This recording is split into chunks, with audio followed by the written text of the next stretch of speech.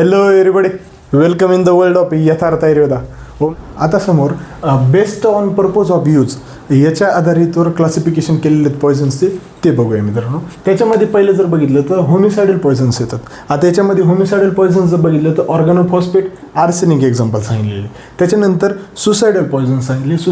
Suicidal पॉयझन्समध्ये बेन्झोडायझेपिन्स, opioids, बार्बिच्युरेट्स, ऑर्गॅनोफॉस्फरस, कॅनॅबिनेस अशा पद्धतीने त्यांनी एक्झाम्पल सांगितले. नंतर थर्ड येतं ते म्हणजे ॲक्सिडेंटल पॉयझन्स. आता ॲक्सिडेंटल पॉयझन्समध्ये अनइंटेंडेड, अनडिझायर्ड आणि अनएक्सपेक्टेड कार्बन मोनॉक्साईड असेल किंवा हाऊसहोल्ड क्लिनिक एजंट्स असतील किंवा पेस्टिसाइड्स असेल, अशा पद्धतीने यांनी ॲक्सिडेंटल पॉयझन्स सांगितले.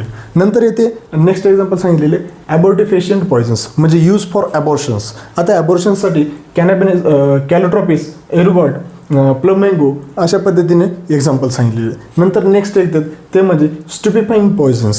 स्टुपिफाईंग पॉयझन्समध्ये जर बघितले तर मित्रांनो त्यांनी धतुरा, कॅनॅबिनेस आणि क्लोरल सांगितलेले. नंतर नेक्स्ट त्यांनी पॉयझन सांगितलेलं की कॅटल पॉयझन्स. आता गुरे डोरे समजा कोणत्या पॉयझन्स न मरतात तर ॲब्रस, कॅलोट्रोपिस, प्लमेगो अशा पद्धतीने त्यांनी एक्झाम्पल सांगितलेलं. नंतर नेक्स्ट क्लासिफिकेशन सांगितलेले ॲरो पॉयझन्स.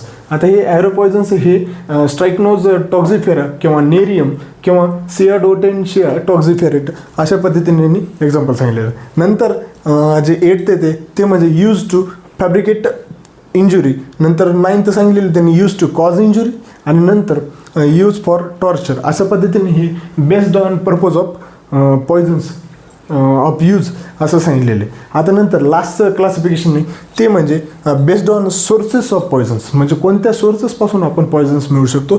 तर त्याच्यामध्ये फर्स्ट सांगितलेलं आहे की domestic or household poisons. त्याच्यानंतर नेक्स्ट सांगितलेलं ॲग्रिकल्चर पॉयझन्स, ॲग्रिकल्चरपासून पॉयझन्स येतात. नंतर एन्व्हायरमेंटल पॉयझन्स म्हणजे एन्व्हायरमेंटपासून कोणते पॉयझन्स आहेत. नंतर त्यांनी इंडस्ट्रियल पॉयझन्स सांगितलेले. नंतर फूड अँड ड्रिंक्स पॉयझन्स सांगितलेले आणि लास्टला ड्रग्स अँड मेडिसिन पॉयझन्स सांगितले. अशा पद्धतीने हे ओव्हरऑल क्लासिफिकेशन ऑफ पॉयझन्स इथे संपलेले मित्रांनो. तर थँक्यू व्हेरी मच.